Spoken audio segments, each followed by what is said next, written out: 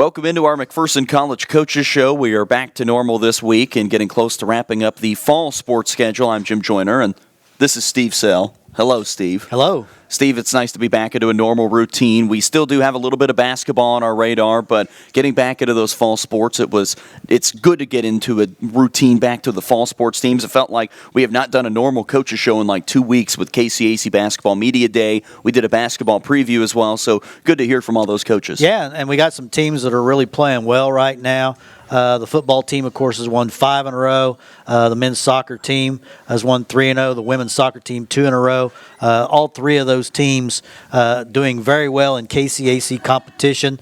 Cross country getting near they're starting to get ready for conference play. Volleyball, they've struggled a little bit recently, been hit with some injuries and things like that. So they've lost a couple in a row, but it's good to kind of get back to the normalcy. Well, Steve, we have a jam-packed show today. We have McPherson College football coach Jeremiah Fiskus. We have Coach Corey Cahill on the volleyball side, soccer coaches Doug Quint and Mark Olson, and then Kendra Clay, the cross-country coach, and then women's basketball coach Josh Nichols after they played this weekend. Coach Eskildson and the men's team played last night, right, Tuesday night, against Kansas Christian or Manhattan Christian. So we'll know a little bit more about them after their game on Tuesday night, and then we'll see both those basketball teams this weekend as they're hosting their McPherson Classic. Yeah, and, these are games that the Bulldogs, I think, should probably come away with a couple wins, both teams, and build a little momentum moving forward. Old Mo. There you go. Well, we will dive into our first interview with McPherson College football coach Jeremiah Fiskus. Joining us on our McPherson College Coaches Show is Bulldog football coach Jeremiah Fiskus. As the Bulldogs have won 5 consecutive games, they are 5-2 in the KCAC, and the first 4 of those 5 were a little more stressful, all coming down to the wire. 3 of them were fourth quarter comebacks. Did it make you feel a little bit better this past Saturday with a 49-27 win? That in the fourth quarter you didn't have to lose all your hair in that fourth quarter? Well, at that time, yeah, it's nice to win comfortably, but we had some guys in that normally don't get a play, so it was no different in terms of the expectation of execution. Like our biggest thing is we don't really, like we've said all along, we don't really, we value winning is important, but more importantly, we value the process of winning and getting better. So it's like, when you get to see a couple of those backup quarterbacks get a play, are they running the offense like they're supposed to? When you get to see a couple of those backup corners and D-line guys that don't play a lot, are they fitting? Are they covering? So even though the thought of winning and losing is out of that deal because you go into the fourth quarter with a minimum of a 5-possession lead, like the demand for execution is no different than it was when the starters are in there and it was, a one-score difference, a one-possession difference. So, yeah, it feels good because you get to put those guys in, but your thought process and the way you call the game and things of that nature really don't change. It's now you go do your job now. Offensively, it was your best game of the year, over 500 yards of offensive. You maintain all year. You have explosive athletes and playmakers that can make plays. We got to see that in full display. Ed Crouch in 3 quarters was over 300 yards passing, 4 touchdowns. Your backs ran hard. You had a ton of guys catch passes, and the guys up front did a good job offensively. Pretty sharp performance. Yeah, we Ed I thought played his most complete game in terms of just managing the game and reacting when things went bad and reacting the way that he's coached to do. I thought he really, really put a good game together. And, we had a lot of contributors. I would have liked to seen us been able to run the ball a little more consistently, but they were really trying to do a lot of things to take that away. So we had to throw it around a little bit more than normal. And we had the opportunities with the matchups to let the kids on the perimeter kind of show what they can do.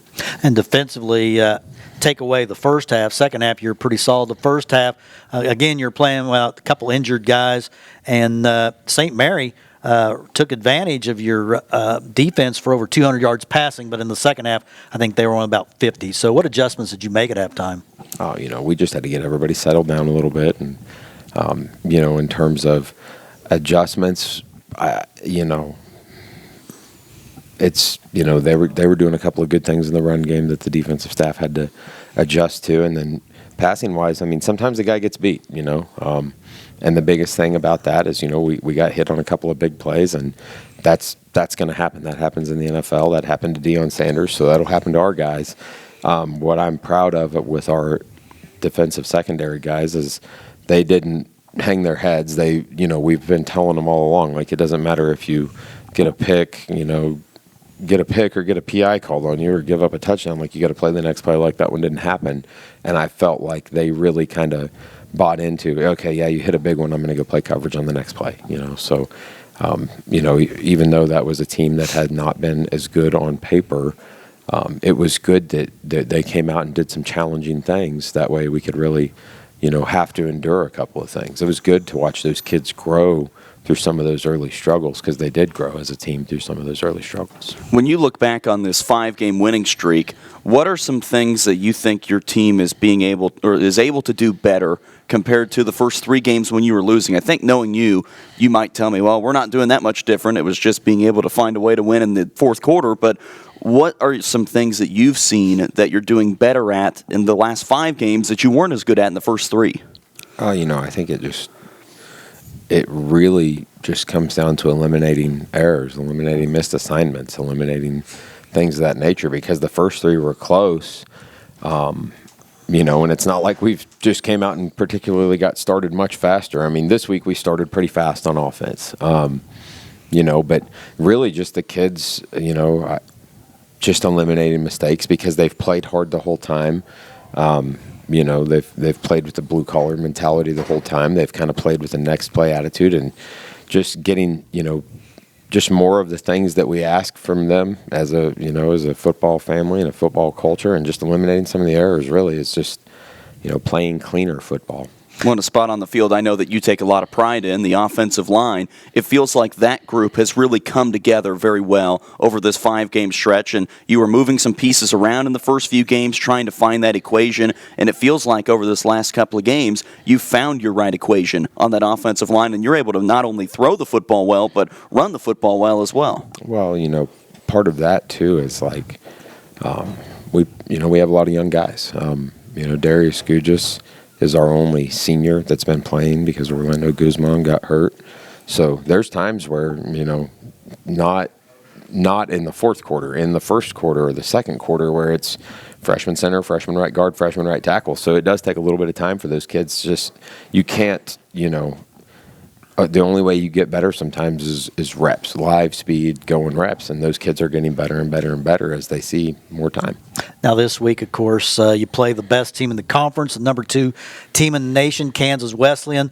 Obviously a big challenge, tremendous offensive team. They showed some cracks on defense last week, giving up 47 points. But how do you approach a team like Kansas Wesleyan compared? Last week you had the last place team. This week you have the first place team. Oh, you don't really approach it any different.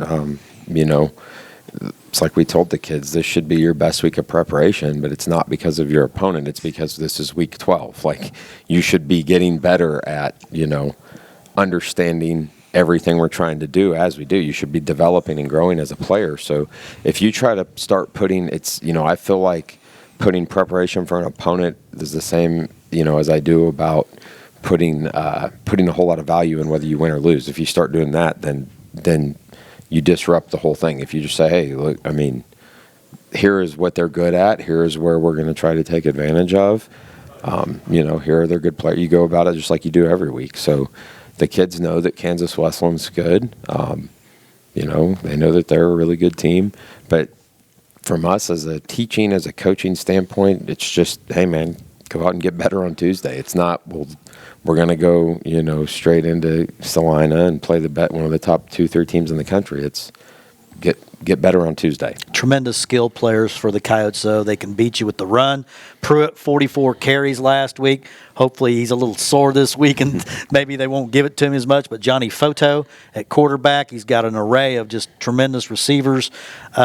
A big challenge for your defense, and that's one that has to excite them because they're going to play the best offense in the country. Yeah, no, I think that, like I said, our kids, I think they respect their opponent. I don't think they fear them. I think they know that they're getting ready to play a very, very good, very complete football team, and they're looking forward to the opportunity. It's not, it's not a, there's not an unrealistic, like, oh, well, we're going to go do this and this. And it's also not, oh, God, what are we going to do? It's just, it's a really good football team. We got to prepare well and go in there and do our jobs. So, we've been fortunate enough to watch their offense, with the way the exchange tapes fell. And, I'll say this about Kansas Wesleyan. They are a very well-coached football team that does not make many errors. That's, they kind of stay the course, and by not making errors, they don't give you the ball. They don't, you got to go make a play on them because they don't commit many errors, and it's very easy to see that. I asked you a lot in the preseason. What are your thoughts on the KCAC, some of the teams? And you would keep telling me, well, I don't know. I haven't seen any of them play in person. But going into this year, you had seen Kansas Wesleyan play. I think that was the one game that you were here for alumni weekend and happened to see them play. And so you've seen this team. And the funny thing about that game, and sort of has me excited about it, is that last year's team went blow for blow with them. They were going up and down the field, and I think you hope to not give up 76 points. But I think that there's a lot of excitement with this group because last year they said, hey, we can score on these guys, and I think that has to help with a little bit of the mentality too. Yeah, that's like I said. It's they do respect this bunch we're getting ready to play. They don't fear them, and they're excited about another opportunity. But the it's like I've been told you guys right after the Langston game. The best thing about coming to work here is we really don't coach effort. They don't have to. They get excited to play football. They get excited to practice football. We were in the snow flurry last night, and it was the pretty radical temperature drop, and those kids ran around and did good. And they just get excited to be together and play football. So, that when you don't have to coach the effort and things of that nature, you get a group that gets excited and wants to go learn and wants to be hungry and compete. It's a lot of fun. So, regardless of the opponent, they have that about them, and it's, that's been one consistent. So I think that they're excited about this challenge. They really are. They really, really are excited. Well, I think Steve and I are excited too. Should be a fun day up in Salina, and who doesn't get up when you're playing the number 2 team in the country? Should be a fun day. That's right. All right, Coach Fiskus, best of luck. All right, gentlemen, appreciate you. Thank you. Continuing on our McPherson College Coaches Show, now joined by McPherson College volleyball coach Corey Cahill. After the Bulldogs lost 2 last week, losing 3-1 against Bethany and against Sterling. They're now 12-10 overall and 4-4 in the KCAC. A tough week last week for you guys with 2 close losses, and of course, going up to Bethany, you lose your second of the year to them. But how do you respond, and what have you guys been talking about this week in terms of trying to finish strong? The biggest thing is just kind of battling through adversity. We're getting a ton of it. A lot of injuries. We've had several players go down over the past week. Some other things that have happened within our program. And it's just, there's a lot of adversity that we're facing. And the biggest thing is just trying to find a way to battle through that. I keep telling them that great things never come easy. We still have a lot of season left. We still got a lot of fight in us. And so we just got to keep trucking through and getting better every single day and trying to work hard to be the best team we can at the end. And you have a really tough one with St. Mary. They've kind of come out of nowhere to sit atop the conference. I think they're still on top, and they are kind of this year's Bulldogs from last year. I don't think people saw a perfect season in the conference out of St. Mary so far. What does St. Mary do that's made them so good this year? Have they added some players from last year? Or? Got to toot my own horn. I've been saying from the get-go, St. Mary's up there. Yeah, you have been. I knew what they had, and I knew what they were able to do, and it was a matter of if they could put it together, and they've definitely put it together. They have a phenomenal squad. They have a very complete team. They have a great outside hitter. They have a couple really good quality middles, setter that moves the ball around, libero that's pretty solid. They're just very complete. And not only are they complete, but they're consistent. They're just getting the job done when they need to get the job done. They have some points in their team that are weaknesses. They have some things that can be taken advantage of, but the biggest thing is, when you play consistent volleyball and you just play on your side, good things happen. That's what's happened for them. 4-4 in the conference. Obviously, it's a 12-game conference schedule, so you're entering the final third of the conference schedule. What are you hoping to see out of your team these final 4 games? And I assume you're probably going to be in the postseason. Do they take the top 8, or what do they do on the top 10? I believe top 10. Or, okay. Yeah, okay. I believe it's top 10. So My biggest thing is I just want to see us continue to grow, continue to fight, continue to battle. I don't want to see us roll over for any team. Even against Sterling, like we were down 2-0 and we fought back and we tried our best to come back, and we had some changes in there, some different looks that we threw in there that worked really well, some things that we're going to continue. Morgan Abbott has stepped up huge. She had an incredible game on Saturday. I think that we're going to continue to look to her to see what she can do. Riley Bradbury has stepped up considerably over the past 6-7 games. Where she's kind of broken through that barrier. She had kind of a rough start and has kind of tried to find herself this season, and she has definitely broke through the wall. And so that's been an incredible thing to see. Alicia Hall is battling through injury right now, trying to keep her healthy. Maddie Woog went down, with a blown knee on Wednesday against Bethany during that match. So those things, I mean, we're just hoping to finish the season in a way that we can be proud. So just going through everything, fighting hard for every point, making sure that we lay it all on the court, and just do the best that we can. Yeah, I don't think people realize, they know in football injuries are part of the game, but volleyball, you can have a rash of injuries in volleyball too, because you got to remember you're doing a lot of jumping, a lot of stopping on a dime, a lot of quickness. You're on a hardwood floor. So ankles and knees are really susceptible. Yeah, and unfortunately, I mean, we've had a rash injuries that are just, uncommon. I mean, in my 6 years at my previous school, I think in the past week I've had more things pop up than I think I ever had there. And it's just unluckiness, it's just unluckiness and just things happening at the wrong time, but it's all happening at once. And so we just got to find a way to battle through it. Well, you guys had a stretch in the middle of this regular season where you won 6 out of 7 matches, and it felt like after that slow start in the weekend, I think at Bellevue, where you dropped 3 or 4, felt like that was when you started to get going. What are some of the differences from that 6 of 7 stretch to where you're at right now in terms of this team and what's working?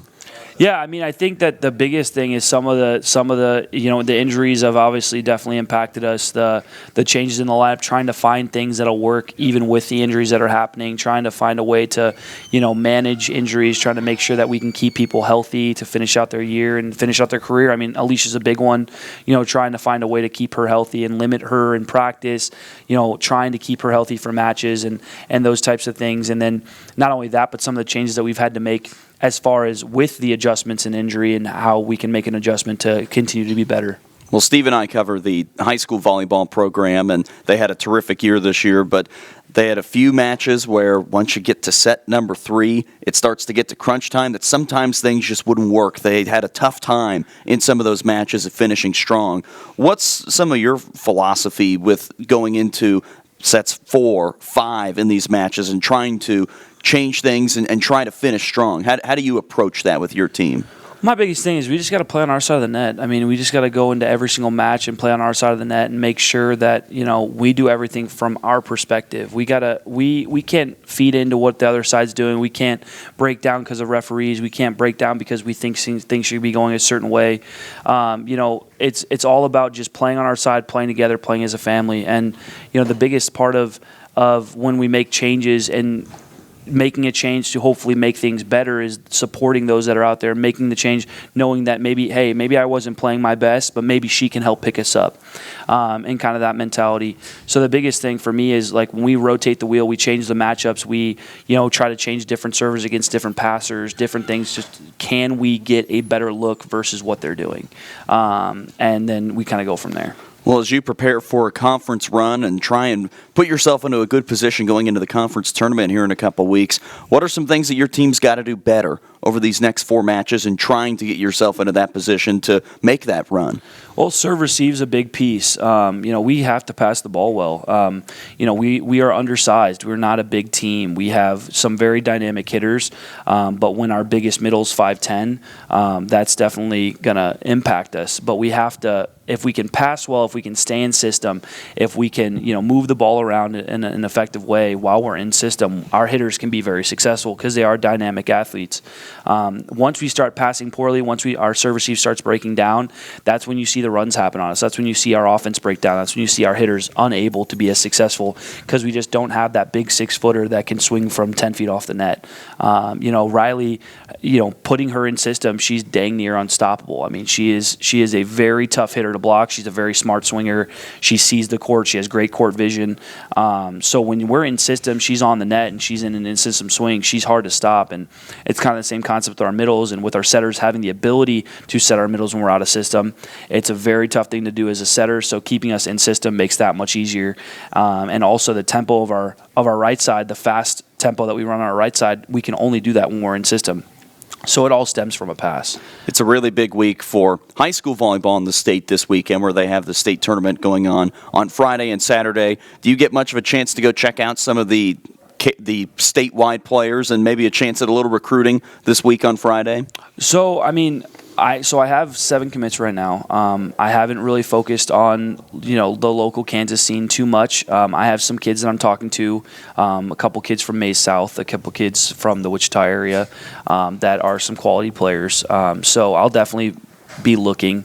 I'm still actively trying to fill out the roster. I might bring in 10 to 12. We'll see. I think if you want to watch some really good high school volleyball, 5A state tournament, there are some really good teams that'll be going on up in Salina that'll be going on this weekend. Well, Coach Cahill with you guys at St. Mary coming up tonight, Wednesday. It gets very confusing whenever people play on Tuesdays. But tonight, Wednesday, and then at York on Saturday, then coming home next week for a couple. Some things that you want to get done this week. Biggest thing is compete. That's by far my biggest goal. My goal is to go out there and to compete and to fight and to not just roll over. I mean, they're going to be a quality opponent. They're going to be a quality team against St. Mary, and that's our main focus is St. Mary, St. Mary, St. Mary. And then once our match is over with them, we can focus on York. York. Yep. Sorry for the fly that's bumping around you there. Yeah, we've had a fly all day. Well, Coach Cahill, best of luck this week. Thank you very much. Yeah. Continuing on our McPherson College Coaches Show, we're now joined by men's soccer coach Doug Quint. We just talked with Coach Fiskus, who's won 5 in a row, and Coach Quint, you guys have won 3 in a row, and a lot of them have been coming down to the wire. 2 of those in overtime, and then a 3-0 win this past weekend against St. Mary. It's got to be a pretty positive time right now for your program. You're finding ways to win late, and I think that's always a great thing as you start this back half of the season. Yeah, we're just excited to be able to get some consistency within our setup, our formation, our players, our personnel. We've got some guys healthy. We finally have gotten our center back paired defenders to be able to play 3 consecutive games in a row now, and that's been very helpful. Just that lack of continuity throughout the preseason and throughout the beginning of the conference really hurt us. We had to change guys all the time due to injury, due to something.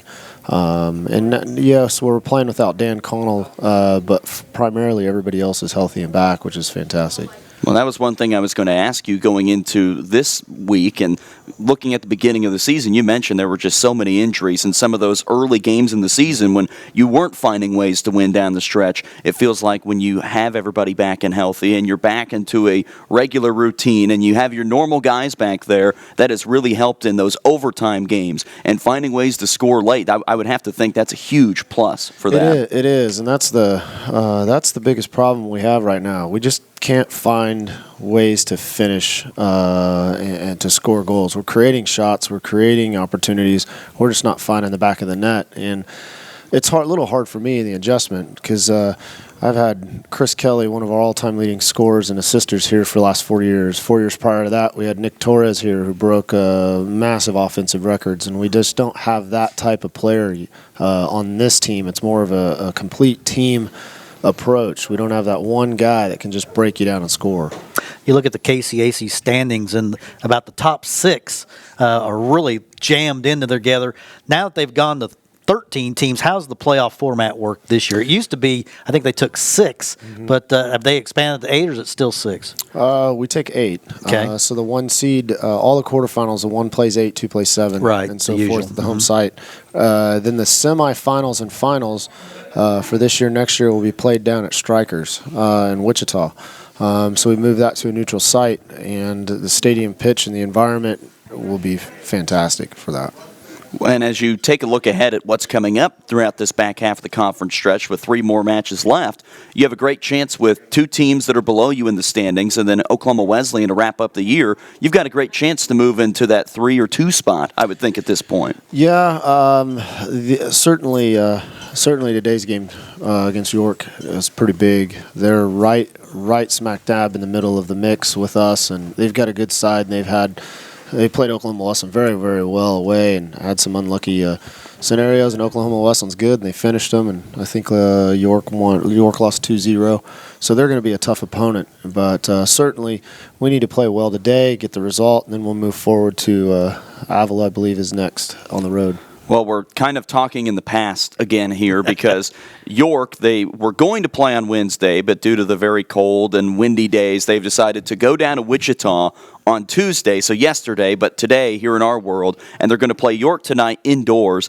Do you like that idea? Do you like being able to play indoors, or would you rather be outside on the icy turf and be playing that way? I don't mind either way. I think some of our Europeans don't mind the cold. They were actually yesterday in practice felt like home to them, so they were fine. But with some of the other scheduling games that we've got going on with the high school playing tonight in the playoffs, eliminates us from being able to move the game into today, which we needed to do just because of the forecasted weather on Wednesday.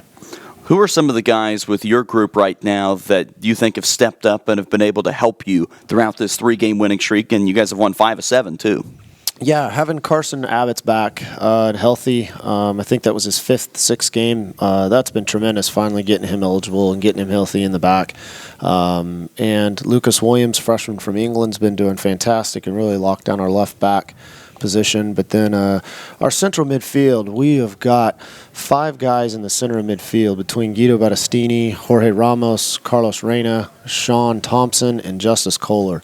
Those 5 guys are tremendous and provide us with a lot of possession, work ethic, very technical, and no matter which 5 are on the field, our level doesn't drop off. And so us being able to sub those guys through and keep them healthy and limit their minutes and try to take 180 minutes in a week and condense that down to 90 to 100 because of our substitution routine has been very, very helpful. Getting back to the conference for just a second, what team has been kind of the surprise team, would you say, this year? A team that maybe you didn't expect, to be over 500 at this point in the season, but they've actually moved into that top 6 or 7? Southwestern.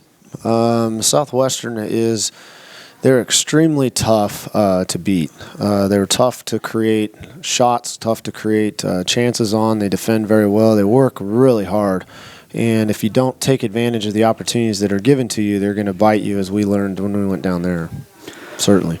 Wrapping up, a good job. Yeah, wrapping up this season, York today, which is yesterday and very confusing. Let's just say Tuesday, and then you guys will be on the road at Avila on Saturday, and then at Oklahoma Wesleyan. You kind of lose your last game at home for the year, but hopefully you get a couple more chances to be at home in the postseason. Yeah, we take care of business in these next couple games, and we'll secure a home seed in the quarterfinal. Well, Coach Quint, best of luck. Thank you very much. You. We continue on our McPherson College Coaches shows. We're now joined by Mark Olson, the women's soccer coach here, on a very busy day on a Tuesday morning when normally it wouldn't be that busy, but you guys are scrambling to try and get ready to play, I think, a 1 o'clock game this afternoon down in Wichita. So we'll try and keep you as short as possible, but I think this would be the most fun that you could have talking with us. You guys have won 2 straight games, and it feels like all these girls walking around that there's a little pep in their step today. Definitely. They are very excited. Won our last 2 games, getting some goals from different people. A lot of times you can expect who's going to score, or at least who has the best opportunities to score, and it's really it can come from anyone. And the players, you can definitely see that positivity, that being comfortable or being confident at practice, and we look forward to today's game. The last time we talked with you, I think you were in 11th or 12th place in the KCAC, but given how bunched up things are, now you have the unusual record in the conference of 3-3-3, right, and that's put you up to like 6th place. So obviously winning these in these last 4 matches, getting a couple more wins would put you in a good spot for the postseason. Definitely. We're excited about that. We were picked 12th at the beginning of the year, I think based off of last year's results. And we've come in and really showed everyone that we can play. And one thing about your team, you're always in every game. Your defense keeps you in every game. It doesn't matter if you're playing the best team in the conference or the last place team in the conference. You're in. It seems like every game is a very low scoring game, a 1-goal game. Obviously, you have to be pleased with your defense. And who are some of the players on defense that have really stepped up? Bianca, who's a transfer from American River College in California. She came in and is playing center back for us. She's done a phenomenal job. Then we have Emily out of Las Vegas. She's a freshman this year. She, coming in, we didn't know what to expect, but she has probably been our most consistent player back there. And then we have our 2 returning players, Madison and McKaylee, who last year were playing in the middle, which was out of position for them. And they feel much more comfortable on the outside. So, no, defensively, that's why we believe we can win every game. And you got a pretty good goalie. Christy's definitely done a phenomenal job. She's a junior this year, and she's two saves shy of the all-time saves record. Well, as I look at the stats from this year and last year, and the thing that stood out a ton last year is just that you didn't score that many goals and gave up a lot. This year, you have almost doubled your goals from last year. You have almost cut in half the goals from last year. And when it comes down to just simple math, those 2 things really help in terms of winning. What are some of the things that your team is just doing different from last year? I know it's a different group and you've got players that have gotten better and some of them are in better positions for them, but what are some things that you have seen that have just improved? Is it a mentality thing? One of the biggest things is we've also doubled the amount of people that are able to play each game. Last year we were down to 12, 13 players per game, and we'd be in the games in the first half and then just get wore out in the second half. So the fact that we haven't had any major injuries, no one's been missing the last 3 or 4 games, really that depth going into the games has really helped the players. And they know that when they're on the field, they can give everything they have, and that person coming in for them will also do that. Obviously, your team got off to I think it was an 0-5-2 or 0-6-2 start. What did you tell the team to keep them positive at that point? Because when you're, winless in your first 8 with a couple ties, kids can get down. What did you tell them that's fueled this turnaround?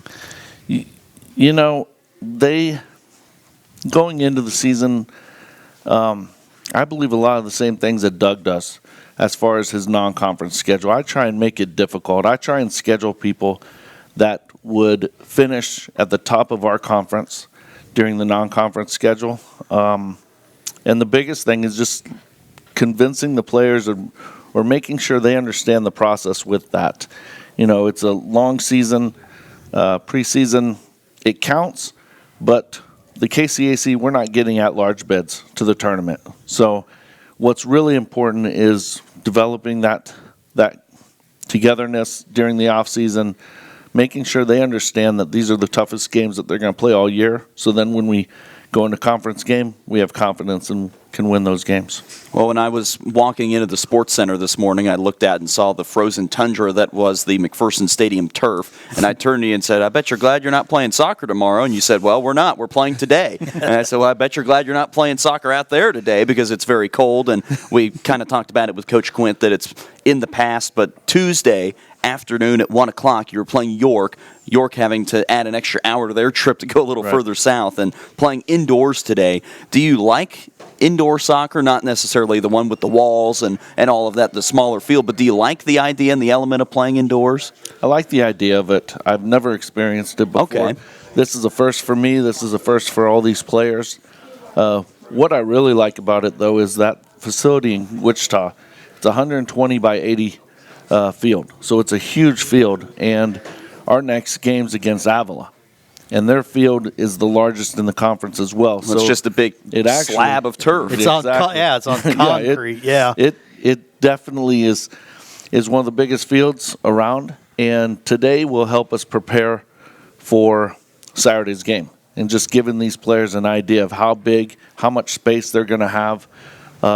And I think we're going to do very well with that space. Do you have an idea of if they're going to turn the heat on in the Strikers complex? Because if they don't turn the heat on, then it's going to feel like you're pretty much just outside. Yeah. I don't know what to expect up there.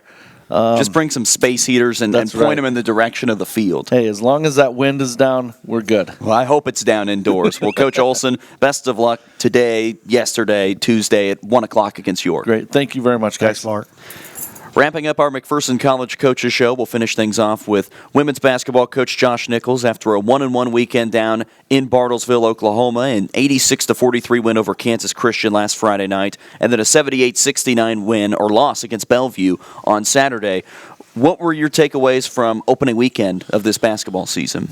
Well, in a game like Friday, there's not a whole lot to take away from. I thought we executed some things well, and then other things, once the game gets so lopsided, it's hard for them to maintain focus.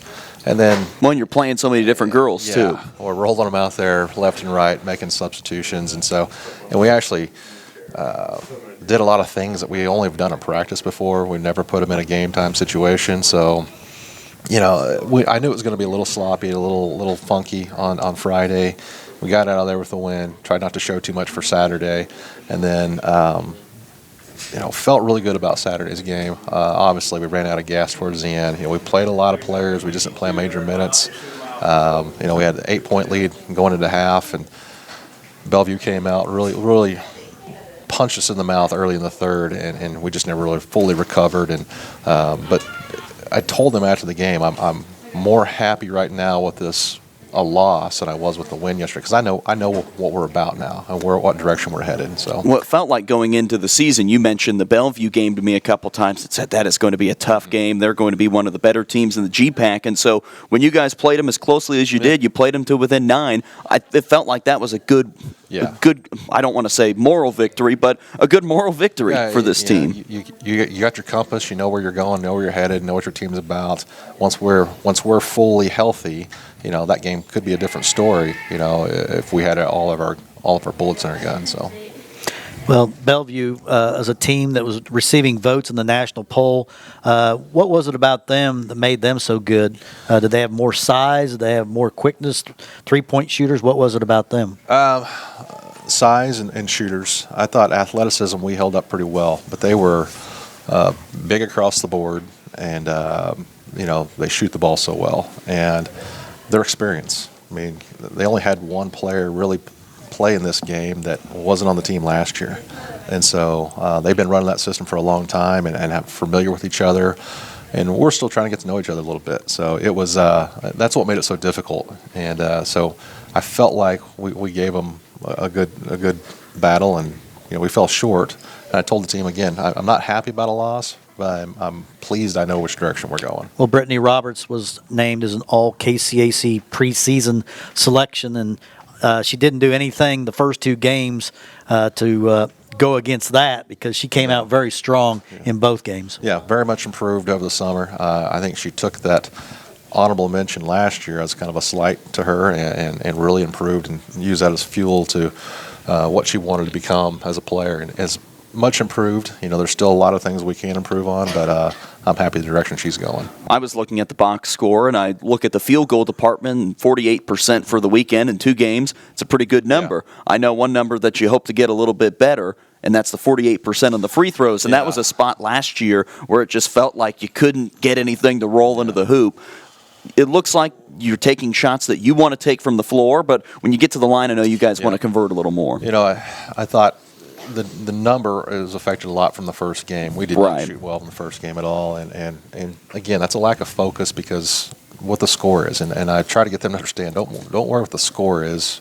Do what we do, and so I think that number should improve. We're shooting it well in practice, so hopefully that translates to games. Of your new kids, who kind of caught your attention for the first couple games? On the transfer, Brittany Jarvis started for us both games and shot the ball pretty well. She's still trying to figure things out a little bit, where she fits in and how her game can evolve with what we do in the offensive end.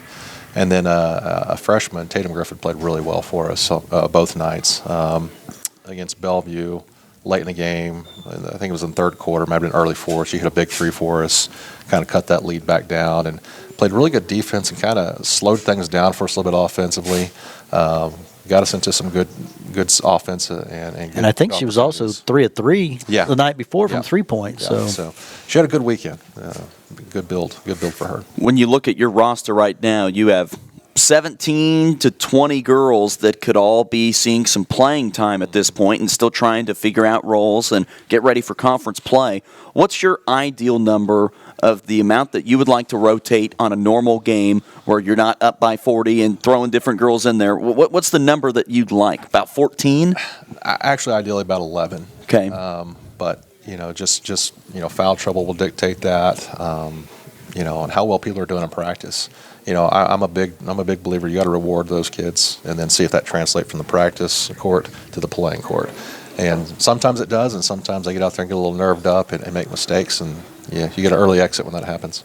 Well, you've got a busy weekend coming up with 2 games. You have the rematch with your former school where you were coaching at Bacone, and then Randall coming up on Saturday. So Friday, Saturday in the McPherson Classic. I think there's 3 or 4 other games going on each day. What do you know about these 2 teams? I'm sure you know a decent amount about Bacone, but what about Randall? What do you know about these teams going forward? Bacone's going to be able to shoot the ball pretty well. They're going to have some size.